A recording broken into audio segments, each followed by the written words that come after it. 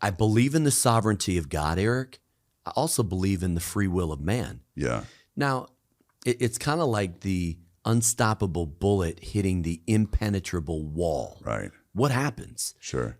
I don't know, other than you have not because you ask not. Mm-hmm. And so God's not going to answer 100% of the prayers you don't pray. Mm-hmm. Now, I want to be careful, because I would flip that coin and say God has blessings in categories you can't even conceive of. Right. So I think that God is preparing good works in advance, Ephesians 2:10. There's something about prayer that doesn't just make it happen, but also enables us to notice it. Yeah.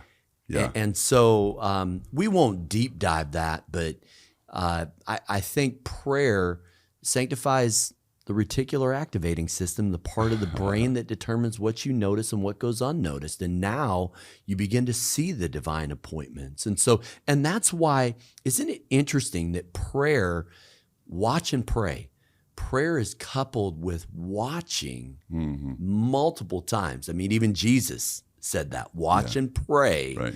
so that you do not fall into temptation. So Right. I think those two things go together. Yeah, our mission here is really, with the podcast and with my church here in Houston, is to reach and speak directly to skeptics and people that really struggle with some of this stuff. Yeah. And prayer and miracles, and does God answer prayers? All of those are kind of some of the main questions people ask. And the idea that, well, if it's God's will to give your church all of those properties and all this success, wouldn't God do it with or without your little prayer walk? And that's oftentimes how I hear people. And I look at it like, I mean this gently and respectfully, but it's like a way oversimplification of the matter, in my opinion, because to me, it's as simple as, like, maybe it was God's will for you to walk. Yeah. You know what I mean? Maybe it's God's will for you to pray. Maybe that's actually what he wants, even more than to give you the end result, is for you to talk to him and listen to him. Yes. And talk to him is the key phrase there. Yeah.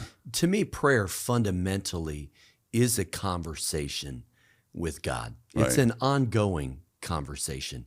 And I think sometimes it's using the 26 letters of the English alphabet to formulate prayers. But the truth is, Psalm 5:1 is a great example. Consider my sighs, O Lord. That you can pray with tears. Yeah. You can pray with sighs. There's God's ability to answer prayer is not restricted by my vocabulary. Yeah. I think he hears our heart more than he hears our words. And, to those who are maybe, man, I don't know what to think about this prayer thing.